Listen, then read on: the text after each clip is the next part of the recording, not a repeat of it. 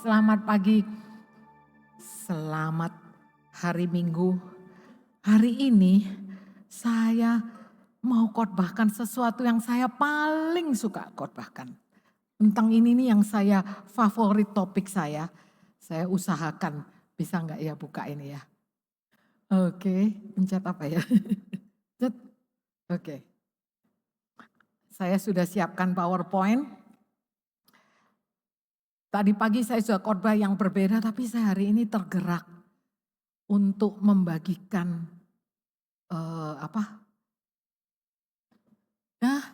kelewatan, melangkah dalam memilih pasangan hidup. Di sini saya tahu ada yang sudah menikah, ayat firman atau pengajaran hari ini juga berlaku. Bagi yang menikah berarti judulnya melangkah dalam menghidupi, oh yang di sini yang enggak ada, jadi kerpean saya enggak ada. Oke, melangkah dalam ya kehidupan, kan sudah milih dalam menghidupi. Ya, menghidupi bersama pasangan hidup. Jadi ini penting, ini jarang, dan ini khotbah saya yang paling sedikit ayatnya ya, gitu. Tapi bukan berarti tanpa ayat itu tidak alkitabiah, karena saya mendasarkan apa yang saya ambil hari ini melalui seorang konselor pernikahan yang cinta Tuhan, seorang konselor Kristen yang juga berkecimpung di gereja, ya. Beliau pengarang buku Boundaries in Dating. Jadi kalau mau lebih detail, beli bukunya Boundaries in Dating. Jadi kalau dating pun ada batasan-batasan. Ini saya awali dengan sebuah quotes-nya dia yang terkenal. Pernikahan bukan tentang menemukan orang yang tepat, tetapi tentang menjadi pribadi yang tepat. Berbahagialah orang yang sudah menemukan pasangannya. Saya lihat di sini 50-50, ada yang belum. Dan saya masih ingat kalau kira-kira 30 tahun lebih yang lalu saya juga mengalami masa-masa saya memilih, ya harus memilih pasangan atau calon pasangan. Nah ada beberapa hal singkat aja, cuman beberapa poin, tapi saya mau ini juga berbicara kepada kalian semua. Di sini rindu toh, yang single rindu untuk menemukan pasangan? Ya benar, bagus Dave. Meskipun masih kecil, itu ikut ini yang paling muda di sini ini rasanya Dave. Lebih muda ikut ini, lebih berbahagia nanti. Amin. Ya di sini ya paling muda didoain pasangannya gitu kan untuk masa depannya gitu. Ini ya semua pasti ngertilah soal pernikahan ini memang mau mencari orang yang tepat, tapi engkau tidak akan menemukan orang yang tepat. Jadilah orang yang tepat itu. Oke, nomor 1 tips, ini cuma tips, jadi santai aja. Tapi yang menikah setuju ini, lihat karakter, bukan potensi. Ya, lihat karakter, bukan potensi. Karena banyak orang yang jatuh cinta itu pada nanti dia bisa jadi gitu ya. Itu potensi. Padahal karakternya nggak sabaran, ngamuan, emosian gitu, mukulan, pelit ya. Jadi kita mesti lihat bukan dia bisa loh berubah, tetapi lihat karakter sekarang. Ulangi kata sekarang. Nah, lihat pasanganmu sekarang gimana. Kalau yang masih belum jadi potensinya, yang belum ada di sini calonnya, bayangannya kembali. Lihat potensi bahaya. Karena kita melihat potensi nanti dia akan, apalagi nanti dia akan pasti ke gereja. Bisa jadi dia ke gereja, tapi belum tentu dia bertobat. Nah, Dr. Cloud ini menegaskan ini kata-katanya, jangan menikahi potensi karena bahaya. Nikahi karakter yang sudah terbukti. Masalahnya kalau lagi pacaran, kita ini kok menilai karakter itu susah. Yang jelek dilihat bagus, gitu. Jadi cinta itu buta, itu ternyata berlaku waktu kita jatuh cinta. Buta. Tapi saya ingat nasihat nenek moyang saya. Kalau pacaran buka mata, nanti kalau sudah nikah tutup mata. Saya nggak tahu itu nenek moyang, tapi saya katakan pertama, gimana caranya lihat karakter bukan potensi. Perhatikan beberapa hal. Satu, caranya dia bukan berpakaian, tapi bagaimana menghadapi konflik. Nah, yang pacaran harus pernah konflik. Oke, sini siapa yang selama pacaran belum pernah konflik? Bahaya itu. Belum pernah konflik. Nah, itu dia bahaya karena apa? Kita ini kalau belum jadi, kita membawa image, saya membawa image dulu saya halus gitu ya. Baik, sabar. Itu image dan potensi. Tapi cara dia menghadapi konflik, cara saya menghadapi konflik, cara engkau menghadapi konflik, kalau ada sesuatu yang gak setuju gimana? Nah, oke. Yang udah menikah pasti setuju ya. Dalam hal pernikahan ini semua yang ngangguk-ngangguk keras ini. Kalau yang belum menikah itu aneh yaitu cinta itu memang buta. Konflik ngalah. Ngalah ya wis. Potensi nanti kan berubah. Nah, satu cara mengenangani konflik. Dua, cara dia memperlakukan orang lain terutama yang tidak menguntungkan baginya. Coba dipikir. Cara dia memperlakukan orang lain. Coba cek dia memperlakukan orang tuamu, saudaramu. Biasanya kalau orang tua itu baik sih gitu. Pastor Sam dulu sering nih beliin masakan gitu. Kalau orang tua mereka tahu. Tapi kepada orang yang kurang atau enggak ada untungnya. Enggak ada untungnya. Siapa kira-kira orang yang tidak ada untungnya? Contoh, menghadapi pelayan di restoran yang slow banget gitu. Order ini salah, ini menghadapi bahkan menghadapi orang yang bekerja ya, pembantu atau siapa aja yang kayaknya nggak ada hubungannya dan nggak ada untungnya. Tapi bagaimana dia memperlakukan orang kecil saya katakan. Apakah dia menghargai itu penting. Nah juga yang penting adalah kalau lihat karakter ini, yang penting lihat konsistensi ya. Coba ulangi, konsisten enggak? Konsisten enggak? Kalau sekali, kalau orang pelit itu dia bisa traktir. Tapi satu kali traktir terus habis itu pelitnya, itu namanya enggak konsisten. Terus kalau janji suka tidak menepati janji enggak? Kalau sekali-sekali ketiduran, kelupaan itu manusiawi. Tapi kalau terus-terus berarti itu tidak konsisten. Sengaja. Kadang-kadang enggak sengaja, tapi ketidaksengajaan yang berulang kali itu namanya enggak konsisten. Itu red flag. Saya katakan kalau red flag itu tanda-tanda karakternya. Red flag ya. Oleh sebab itu lihat karakter bukan potensi, hafal ini. Kalau ketemu cewek cantik, cowok, kalau kalian belum jadi, jangan lihat potensi dia akan menjadi seseorang yang lihat karakter. Dan karakter hari ini adalah prediktor terbaik untuk masa depan. Sebetulnya bisa dilihat dari sekarang itu, orang itu baik atau enggak. Saya punya sahabat-sahabat bukan di gereja ini yang suaminya adalah NPD, sahabat. Tapi suaminya NPD. Meskipun saya enggak deket, tapi saya jadi kenalan karena satu komunitas. Terus videonya viral banget gitu ya. Dia dipukuli dan itu adalah hamba Tuhan dan sebagainya. Terus kadang-kadang saya ini mikir loh, kamu tuh dulu enggak tahu. Jujur, ada red flag, ada tanda-tanda.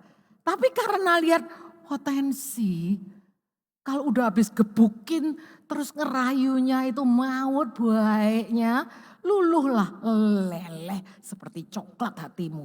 Oleh sebab itu karakter hari ini itu prediktor untuk masa depan hubunganmu. Oke, yang pertama lihat karakter. Yang kedua, hmm, sorry kesini katanya. Perhatikan kedewasaan emosional. Saya katakan jangan cuman karena ke gereja, puji Tuhan kalau ke gereja.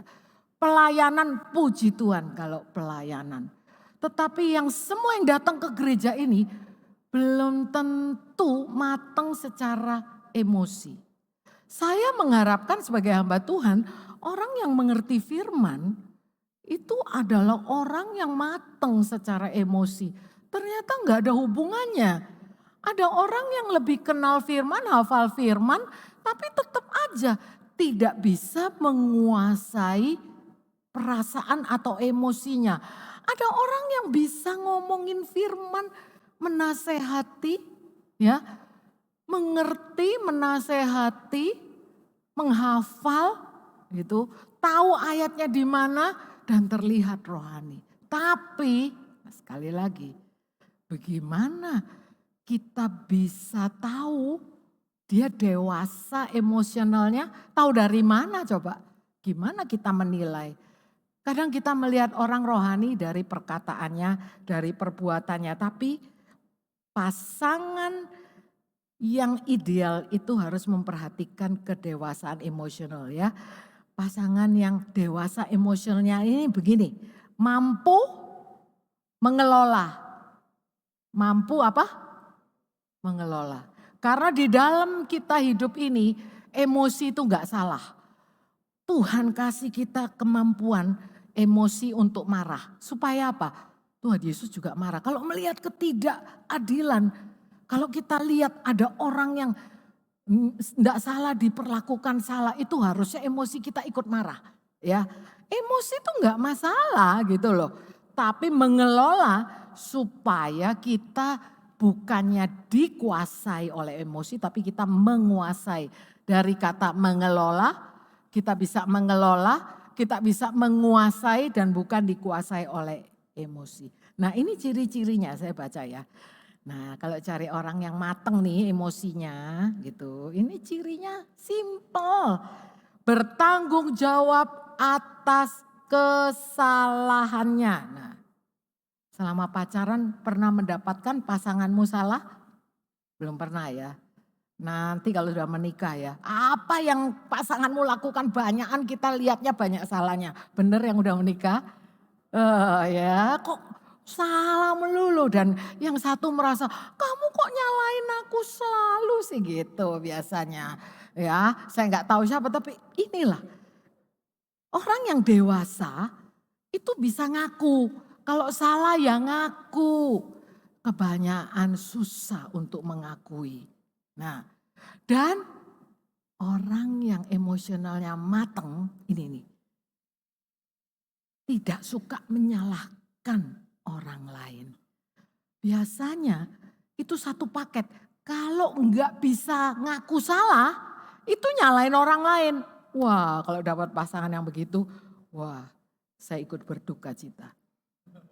Ya, tidak selalu menyalahkan orang lain dan mampu mendengar, nggak suka bela diri. Biasanya orang yang bela diri ya tidak akan menerima perkataan seseorang atau mau mendengar. Jadi lihat pasangannya dewasa nggak secara emosi, mau mendengarkan nggak.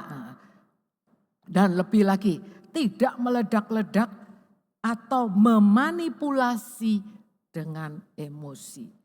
Ya, ada 3 kontrol yang bahaya. Kontrol itu selalu negatif.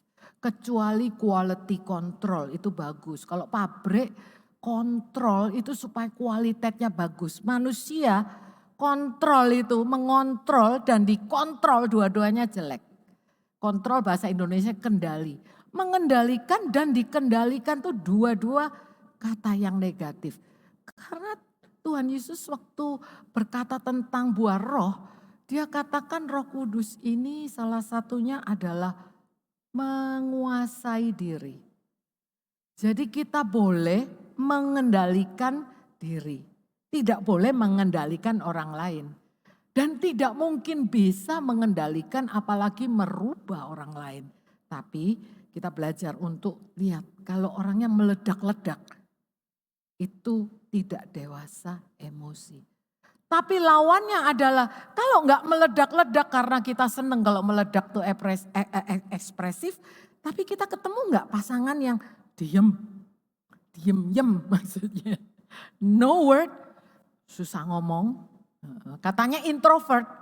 Nah, ya enggak tahu saya, tapi ini yang super diem, nggak bisa ngungkapin, itu juga nggak dewasa emosi. Ya, tahu nggak ada orang yang memanipulasi dengan kediamannya, dengan diem, dia bisa memanipulasi. Gitu. Ya, contoh, saya ambil contoh tuh enggak usah anak remaja yang pacaran, tapi contoh. Seorang anak kecil ya, kalau di sekolah lupa bawa barang gitu ya. Kalau dulu kan anak-anak kecil, termasuk anak saya dan mantu saya, kebetulan di sekolah saya, kalau lupa bawa barang, dulu itu kan sering toh, telepon ya, lupa bawa ini, itu, gitu kan ya. Nah, sekarang sekolah mulai pinter. Sekarang tidak boleh dibawain. Biar kapok gitu katanya, biar kapok supaya belajar tanggung jawab. Nah, nanti kalau sampai rumah ini berdasarkan pengalaman saya aja sebagai kepala sekolah. Kalau kita ngomongin, ayo atur buku sekarang gitu ya. Atur buku sekarang, tapi anaknya nggak mau ngatur, tapi mamanya takut besok dia ketinggalan buku, mamanya yang ngatur, berarti mamanya sudah dikendalikan oleh anaknya. Ini contoh kalau anak. Jadi gimana? Makanya seorang tua nanti yang punya anak ini didik zaman sekarang lebih sulit daripada dulu. Kita mesti pastikan kalau kita ngomong belajar disiplin, ajar anaknya untuk disiplin loh. Jadi kita jangan takut kalau anak itu besok dimarahin dan melakukan kesalahan. Kita diem aja. Karena banyak orang tua yang jaga image. Jangan sampai anaknya disebut anak yang wah males, kurang dicap gitu. Mamanya yang malu. Itu hanya contoh bahwa dengan anak itu pasif, anak ini sudah mengontrol mamanya. Karena dia tahu nanti kan mamanya enak, pasti mamanya melakukannya. Itu kalau cuman kecil.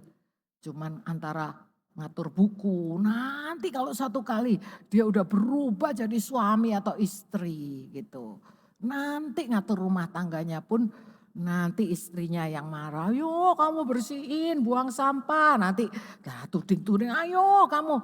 Ya gak bisa lagi kalau udah suami istri terus ribut. Jadi cari emosionalnya harus yang dewasa. Gimana kalau sekarang saya senang seseorang tapi belum dewasa? Gimana caranya? Saya bilang ini pilihan, red flag. Ya, nanti ada seterusnya. Pernikahan itu bukan menyembuhkan luka lama loh. Justru dengan menikah itu menyingkapkan luka lama. Jangan pikir karena pernikahan kalian nanti akan bahagia. Oke nggak apa-apa kalau nanti sudah menikah udah beres. Makanya saya sangat miris kalau lihat orang yang pikir dengan menikah nanti dia dulu kesepian. Supaya ndak kesepian menikah, kasihan banget. Justru orang yang kesepian tuh justru setelah menikah ketahuan setelah punya istri pun dia tetap kesepian, punya suami pun tetap kesepian. Yang ketiga adalah kita harus tahu apakah dia bisa bertanggung jawab atas atas hidupnya. Ini enggak jalan soalnya. Ini sudah on tapi enggak jalan. Oke. Ah ya, apakah dia bertanggung jawab atas hidupnya? Di zaman sekarang kita perlu orang yang dewasa. Orang calonmu adalah sebagai wanita, dia bertanggung jawab atas hidupnya. Atas keuangannya, atas rumahnya, atas pekerjaannya, ya, atas pelayanannya, tanggung jawab. Ya. Saya tanyakan begini, Soal tanggung jawab ini berat soalnya karena kita tidak terbiasa dilatih mungkin dari kecil tanggung jawab. Saya bilang kan tadi soal kerjaan, keuangan, dan bahkan keputusan hidupnya. Nah, caranya tahu orang itu tanggung jawab kan tadi dilihat gimana dia menghadapi pekerjaan, sekolah, rumah. Bahkan tanggung jawab kecil loh seperti kebersihan rumah itu menjadi pedoman juga untuk dilihat ya orangnya bersih atau enggak gitu ya. Kalau yang cowok itu kotor atau enggak itu kan bisa dilihat dari apakah dia males mandi. Saya ngomongnya yang biasa-biasa aja ya tapi ini terjadi ada orang males mandi. Kalau engkau ada di dunia belahan yang sana yang winter, mandinya sehari sekali oke mungkin. Tapi ini Indonesia humid jadi tapi bisa dilihat tanggung jawab hidupnya. Nah orang yang nggak tanggung jawab ini ya biasanya satu banyak alasan dan suka cari kambing hitam. Nah jadi kalau diomongin ini alasannya macem-macem tapi kalau nanti tetap ada banyak alasan nyalain keadaan atau orang, itu hati-hati, itu udah enggak tanggung jawab. Dan itu red flag. Karena kita bukan sebagai pasangan tuh nanti enggak bisa jadi juru selamatnya pasangan kita loh. Pasangan hidup bukan proyek penyelamatan ya. Pernikahan adalah kerjasama dua pribadi yang bertumbuh. Cari yang bertanggung jawab atas hidupnya. Yang keempat, perhatikan cara dia menghadapi batasan. Bukunya dari Henry Cloud berjudul Boundaries in Dating. Itu bukunya ya. Tapi juga kita mesti lihat bagaimana cara dia menghadapi batasan. Ya. Kebetulan ini ada calon mantu saya dulu sekarang udah jadi mantu ya. Saya sangat bersyukur punya mantu Jessica ya. Karena dia itu jujur waktu mulai jadi itu suami saya udah meninggal. Pastor Sam sudah meninggal ya waktu itu ya. Sempat kenalan dan meninggal gitu. Tapi saya melihat kadang ada hal-hal yang saya belum sempat ajarkan ke anak laki saya. Tetapi ternyata diajarin oleh calonnya. Ya, ini saya buka nggak apa-apa. Ini contoh yang bagus. Contoh yang, karena kan waktu itu saya kan bingung kesehatan Pastor Sam apa dan kita ngajar firman. Tapi kadang-kadang etika dan sebagainya itu kan nggak sempet diajarin one to one gitu loh. Nah makanya kalau punya anak yang remaja tolong banyak berhubungan dengan anaknya yang cewek atau anak yang cowok untuk ngomong soal ini gitu ya. Jadi contohnya adalah bagus sekali Jessica pasti memberi batasan-batasan ya. Contoh saya ingat gitu. Kalau nganter dia pulang ke rumah setelah pacaran, itu kan biasanya kita harus membedakan ini bukan Grab. Biasanya kan orang udah ya gitu. Udah dibuka rumah aja gitu. Tapi diajarin kamu harus masuk ke rumah, ketemu orang tua, harus ketemu dan ngomong terima kasih. Nah itu bagus. Nah itu saya belum sempat ngajarin, betul? Papa belum sempat ajarin, tapi puji Tuhan ada yang ngajarin kalau pasangannya memberi batasan. Saya percaya bahaya sekali kalau seorang pasangan menuntut lebih dari apalagi yang menurut firman Tuhan gak boleh. Tadi cuman etika gitu loh ya. Tapi kalau menuntut dengan kata-kata kalau kamu cinta saya buktikan. Nah buktikan, berikan ini, kamu mau gak ini. Kalau yang udah melanggar firman dan wanitanya harus memberi batasan. Menurut saya zaman sekarang kalau kita punya anak wanita, kita harus memperlengkapi anak wanita tersebut dengan boundaries. Batasan ini tidak perlu diberikan sampai engkau menikah. Bahkan tidak boleh jaga batasan. Menurut saya itu yang terbaik. Yang pria kalau punya anak pria juga kita harus ngajarin Mbok Yo menguasai. Menguasai apa yang menjadi nalurimu, kerinduanmu, keinginanmu itu dari Tuhan. Ya, kerinduan Bukan orang punya naluri seks yang menciptakan Tuhan. Tapi engkau harus punya batasan, berani menghadapi batasan. Orang yang sehat menghormati kata tidak. Jadi pasangan yang baik itu menghormati kata. Kalau saya nggak mau, saya tidak bisa, saya belum mau, itu dihormati. Tidak maksa, tidak ngontrol, tidak manipulasi. Menghargai waktu, menghargai perasaan, emosi, dan nilai-nilai budaya. Saya tahu nilai budaya suku tertentu beda-beda, tapi kalau yang berbeda, bahkan budaya satu suku yang sama dari dua keluarga yang berbeda bisa sama.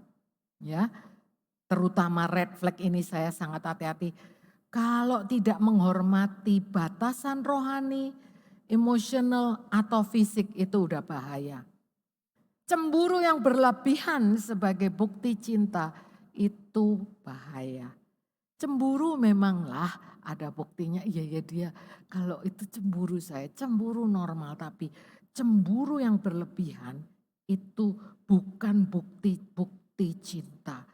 Dan cinta tidak sama dengan nafsu. Kebanyakan itu mungkin nafsu, bukan cinta. Kelima, jangan abaikan pola karena itu bukan kebetulan. Maksudnya pola itu apa?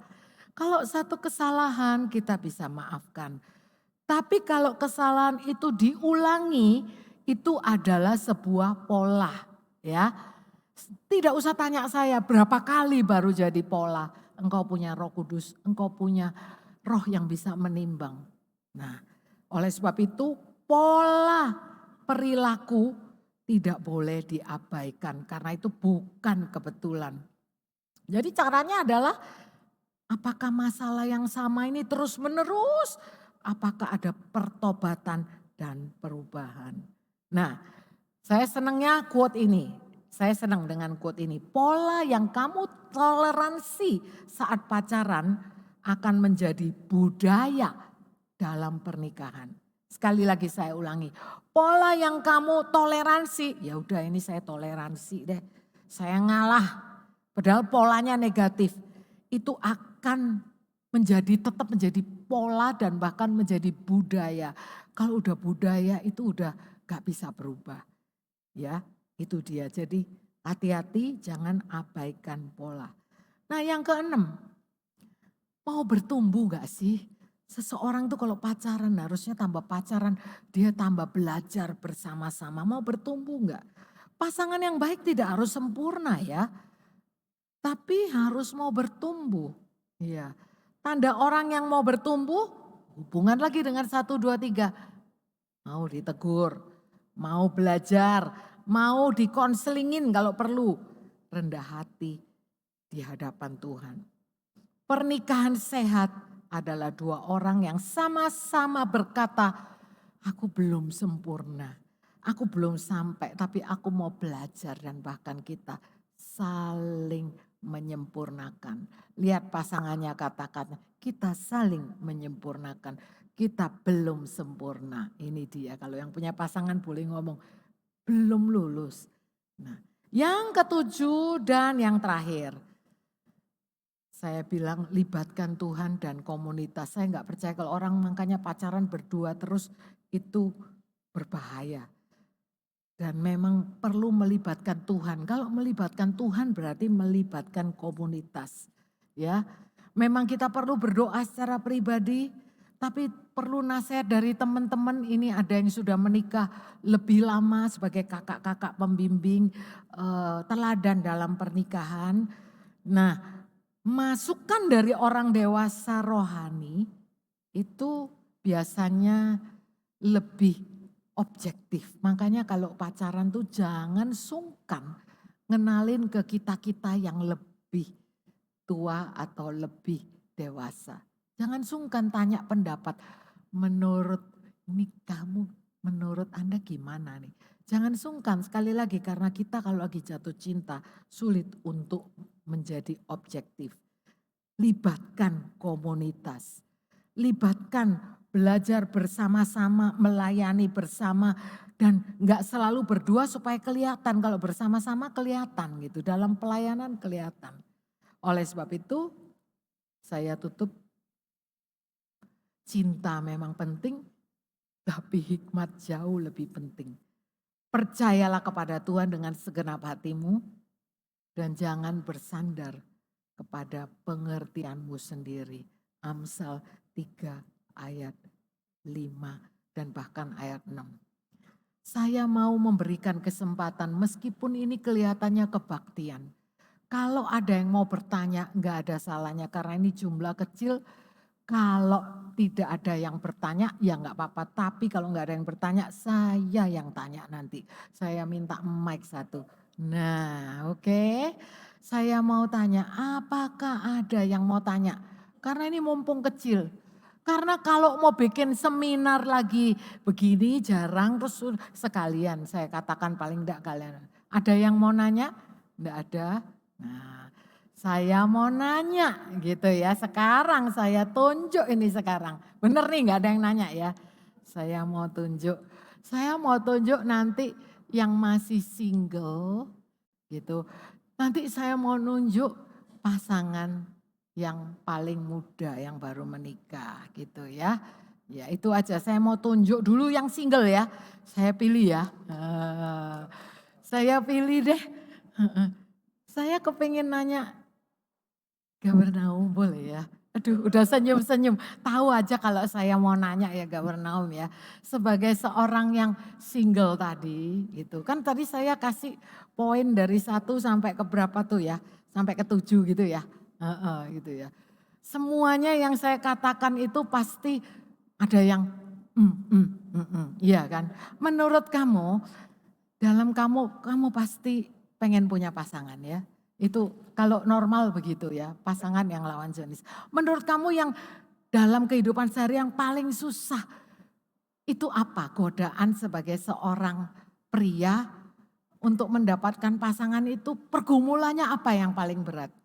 Jangan katakan enggak ada stoknya, jangan itu. Ini ada di mana-mana. Apa? Menurut tiap orang lain.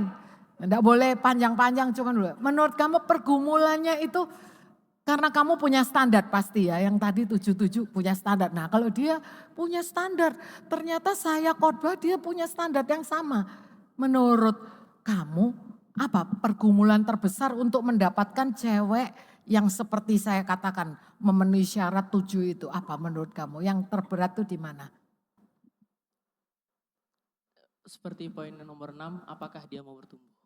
Apakah dia mau bertumbuh? Wah kebetulan nomor 6 ya. Nanti saya mesti putar nomor beberapa ini.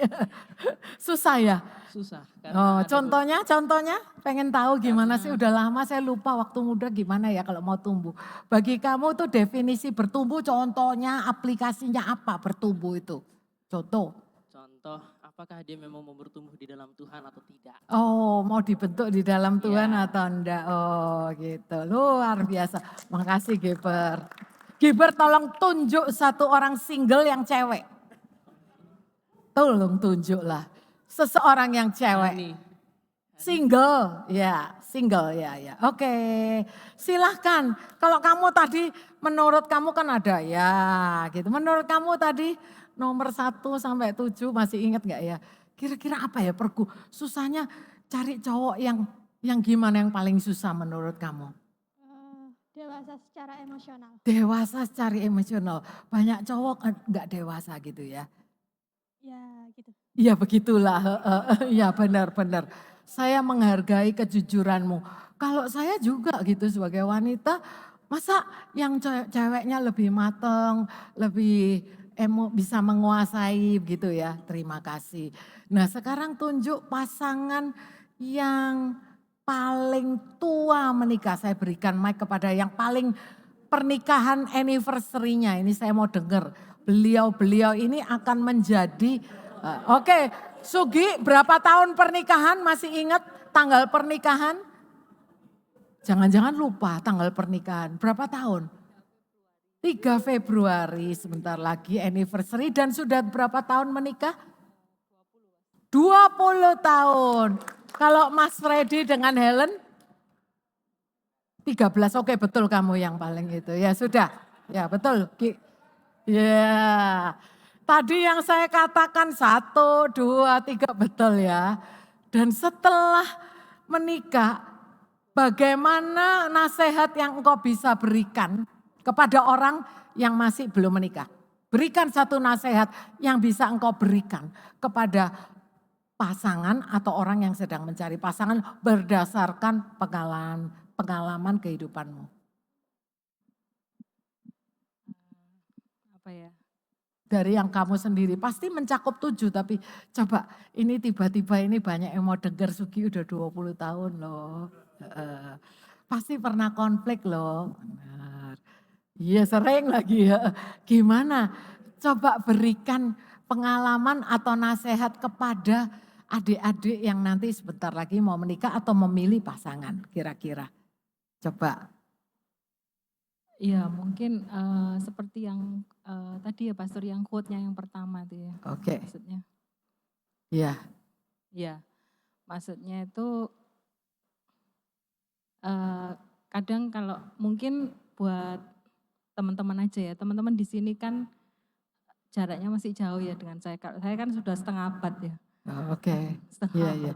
Jadi yang lainnya kan lebih jauh. Iya. Nah kadang-kadang mungkin buat teman-teman itu kan terlalu idealis. Jadi harus gini, harus gitu. Tapi sebetulnya seperti yang ini dari pernyataan dari bukunya ini, pernikahan bukan tentang menemukan orang yang tepat, tetapi menjadi pribadi yang tepat. Dan Amin. sebetulnya saya masih ingat satu yang waktu itu Pastor Sam almarhum ya pernah sampaikan kepada saya. Jadi dan tadi Pastor Fani juga sampaikan bahwa kita itu tidak bisa menjadikan pernikahan itu menjadi satu tujuan kebahagiaan. Betul. Meskipun tidak dapat dipungkiri bahwa menikah itu ya jauh lebih bahagia sih daripada nggak menikah gitu lah. Oke. Tapi artinya bahwa masih ingat saya Pastor Sam itu bilang bahwa kalau waktu kita menikah hati kita itu harus penuh dengan apa? Dengan kasihnya Tuhan. Jadi bukan kita separuh terus nanti dipenuhi dengan pasangan kita separuh. Karena pasangan kita kan juga manusia yang berdosa juga ya. Dia punya kekurangan. Dan itu saya masih ingat sampai sekarang karena sebetulnya nanti waktu masuk di dalam pernikahan itu sendiri kita itu akan menemukan yang mungkin kita belum temukan pada waktu pacaran. Amin. Ya betul. Tadi sangat baik.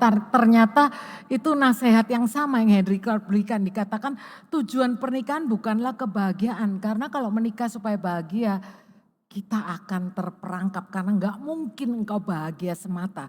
Tetapi harusnya tujuan pernikahan pertumbuhan dan menjadi serupa dengan Kristus. Sehingga kita saling menyempurnakan. Terakhir saya minta dari Pak, ya Bapak yang 13 tahun ya, Ferdi. 13 tahun cukup lama loh dengan Ibu Helen.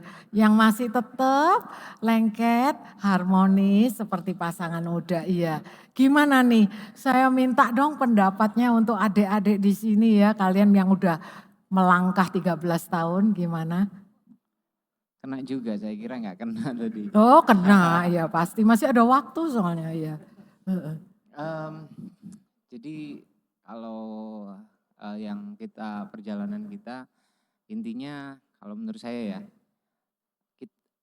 menikah itu bukan menyatukan perbedaan.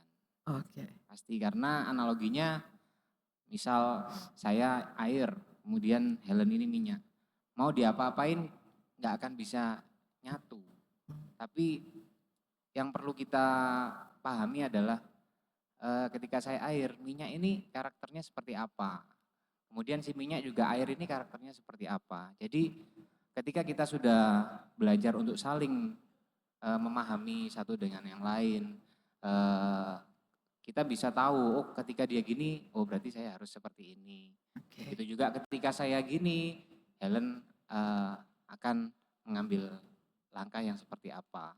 Jadi kalau kita memaksakan untuk mau misalkan minyak dan air tadi kita taruh di dalam satu botol atau satu wadah terus kita kocok kayak apapun, itu nggak akan bisa jadi satu. Iya betul. Itu nggak akan mau sampai kapanpun itu nggak akan bisa nyatu karena memang dari awalnya kita sudah ditaruh di orang tua yang berbeda, ditaruh di latar belakang yang sama-sama benar-benar beda. Jadi ketika ketemu baru ketahuan, ketika nikah baru ketahuan. Oh ternyata waktu pacaran kayaknya fine-fine aja ya. Ternyata waktu nikah satu rumah, waduh ketahuan ternyata kayak gini. Oh ternyata yang ini kayak gini. Nah akhirnya masalah timbul, biasanya kan seperti itu yang terjadi.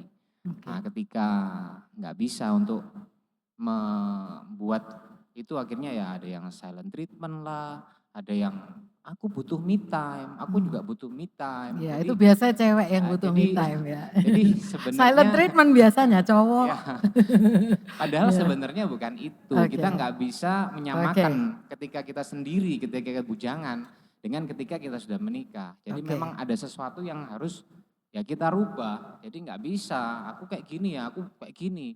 Nggak bisa ya, memang harus rendah hati untuk kita sama-sama belajar untuk mengenal pasangan kita dan mengetahui pasangan kita. Dan kita juga perlahan, oh ya ini yang saya yang buruk, saya harus berubah sedikit demi sedikit. Dan kita nggak bisa berharap kamu yang harus berubah. Enggak, Amin. kamu Ya. yang harus berubah, nggak bisa. Tapi kita masing-masing yang harus mau untuk, oh ya saya mau berubah sedikit demi sedikit. Ya sebenarnya tantangannya itu sih. Terima kasih. Satu kata yang penting tadi dikatakan, karena tadi ada kalimat, kamu harus berubah. Itu kenyataan, setelah menikah itu kita terlalu rentan untuk mau merubah pasangan kita seperti apa yang kita mau. Padahal air nggak mungkin bisa jadi minyak, minyak nggak mungkin bisa jadi air. Karena dia dua yang berbeda, tapi apa yang sudah disatukan Tuhan, sebaiknya firman Tuhan katakan jangan boleh diceraikan. Kita harus hidup, kita harus cari tahu, kita saling menyempurnakan. Amin.